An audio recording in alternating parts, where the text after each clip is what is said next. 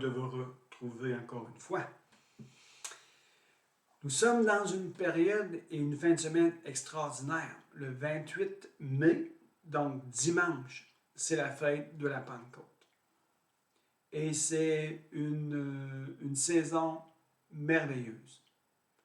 Avant de rentrer dans l'enseignement ou l'exhortation que je veux vous apporter, laissez-moi faire une brève introduction. Mon épouse et moi, Serena Coton, et mon nom c'est Michel Denis, nous étions pendant plus de 25 ans pasteurs d'une église en Gaspésie. Donc, nous étions dans le domaine du pastoral. Et récemment, déjà 2 ans, Dieu nous a fait vivre une transition. Et nous sommes encore dans cette période de transition. Nous sommes dans un repositionnement de nos vies.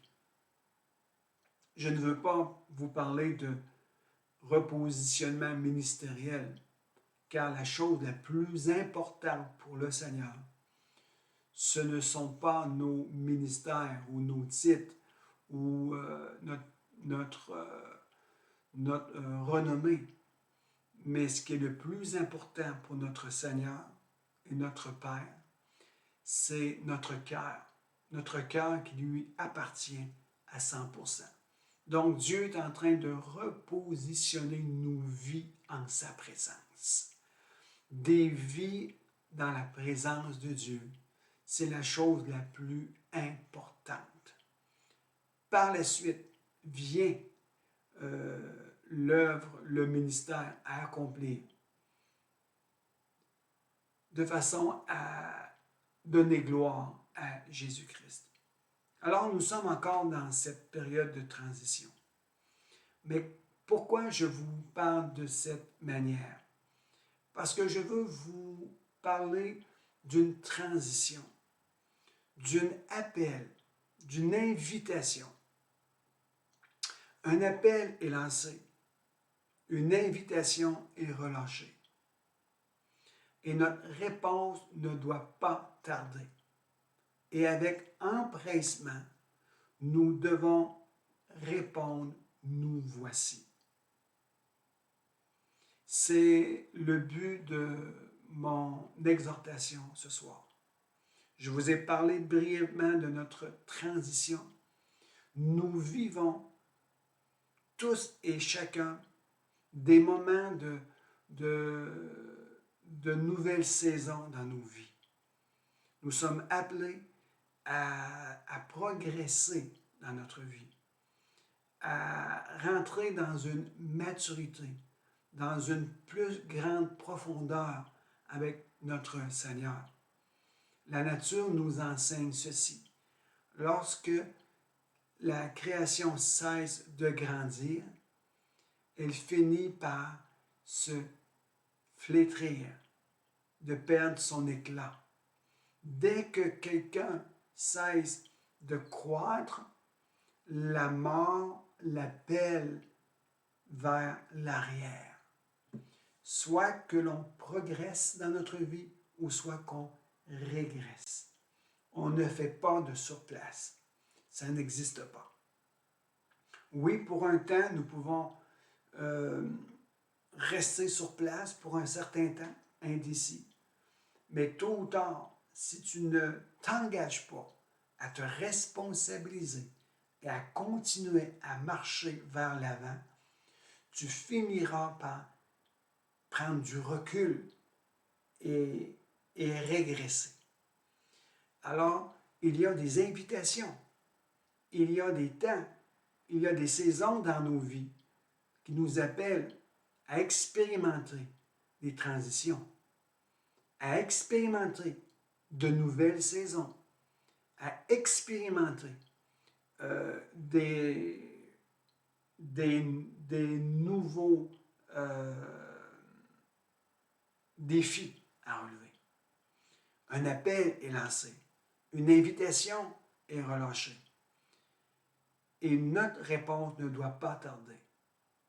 Et c'est avec empressement que nous devons dire, nous voici, Seigneur. Maintenant, je vais détailler mon point de vue. Lorsque Jésus est venu sur cette terre, dans une chair semblable à la nôtre, c'était une période de transition pour lui. Bien qu'il fût le Fils, qu'il était au commencement avec Dieu, au commencement, il était Dieu, mais il a accepté de venir dans la chair. Il n'a pas regardé d'être égal à Dieu, mais il est apparu comme un homme, un simple homme. Et il s'est humilié jusqu'à la mort. Et dans son obéissance, il a obéi jusqu'à aller mourir sur une croix. Et durant le séjour de Jésus sur cette terre, il a fait des invitations. Dans Jean 7, laissez-moi vous le trouver ici. Dans Jean 7, verset 37. Jean 7, verset 37. Il fait une invitation extraordinaire.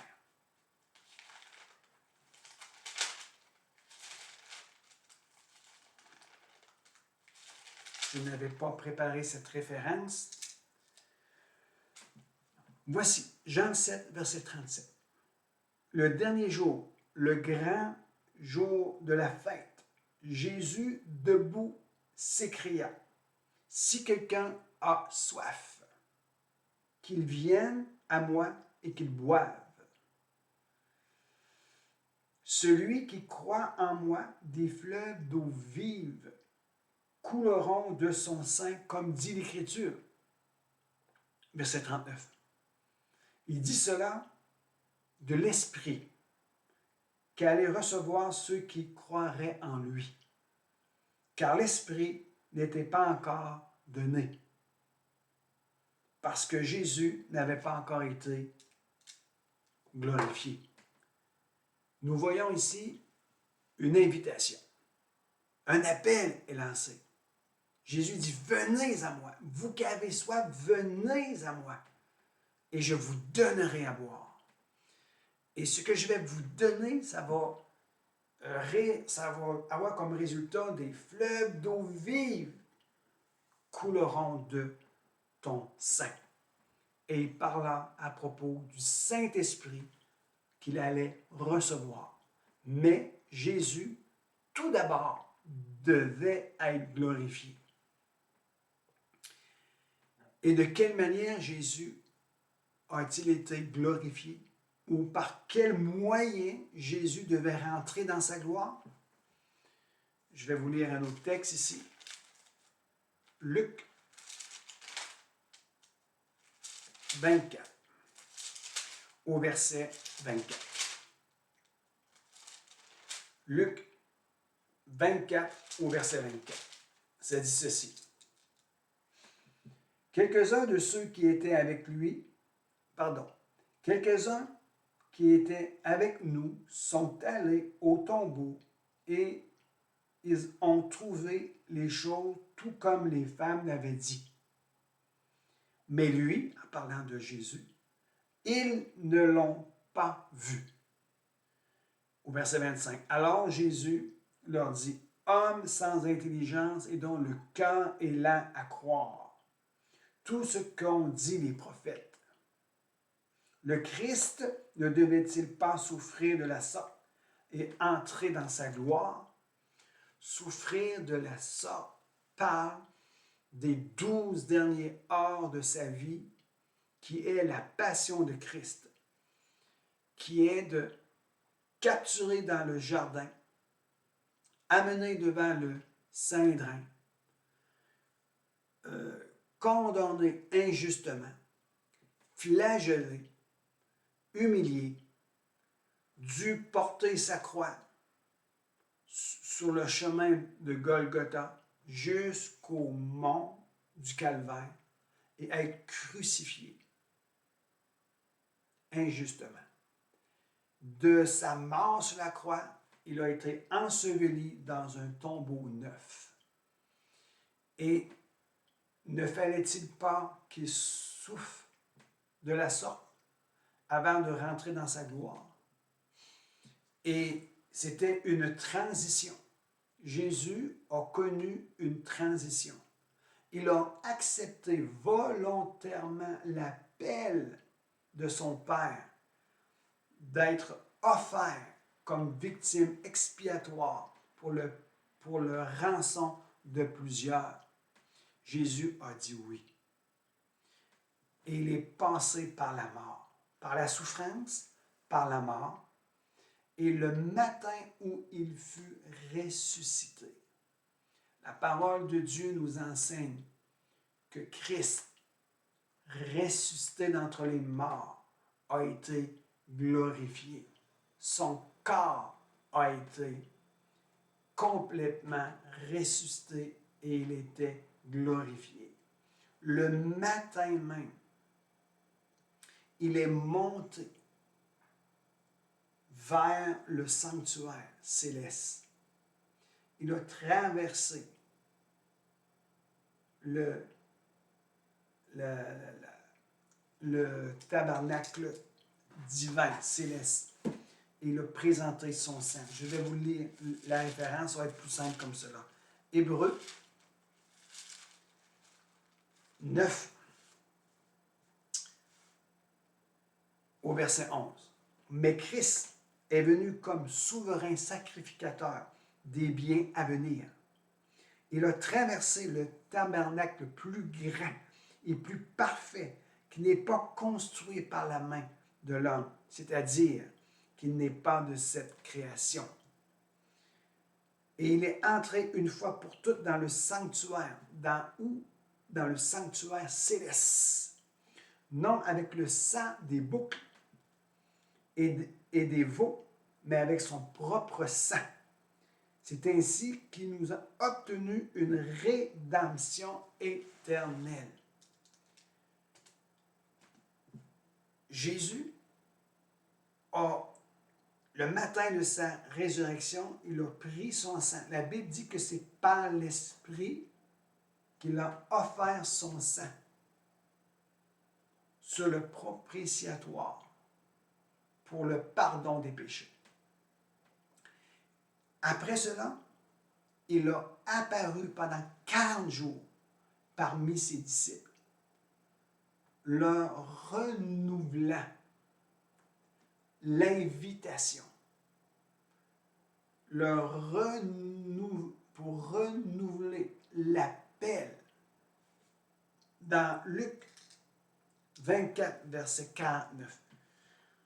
Et voici, j'enverrai sur vous ce que mon Père a promis, mais vous, restez dans la ville jusqu'à ce que vous soyez revêtus de la puissance d'en haut.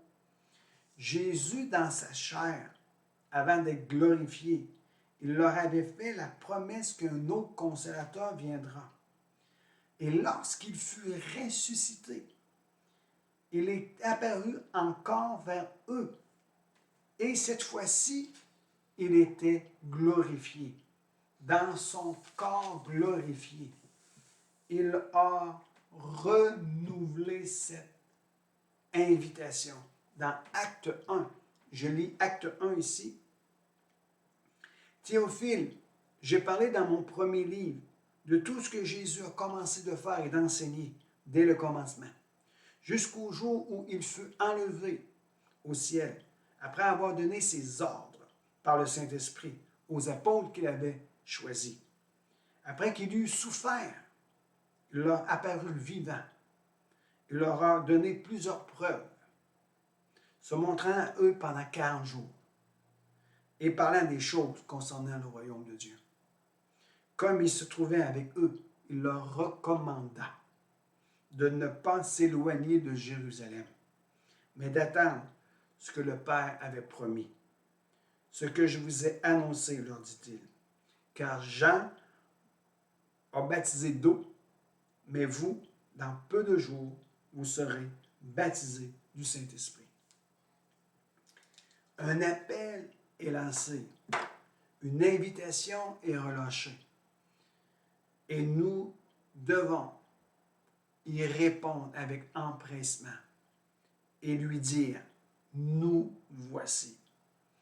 Jésus a fait une invitation. Et cette invitation, lorsqu'elle est acceptée, une invitation acceptée, appelle à une manifestation puissante. Jésus, à l'heure actuelle, lance des appels dans les cœurs des hommes, des femmes, jeunes hommes, jeunes filles. Lance des appels.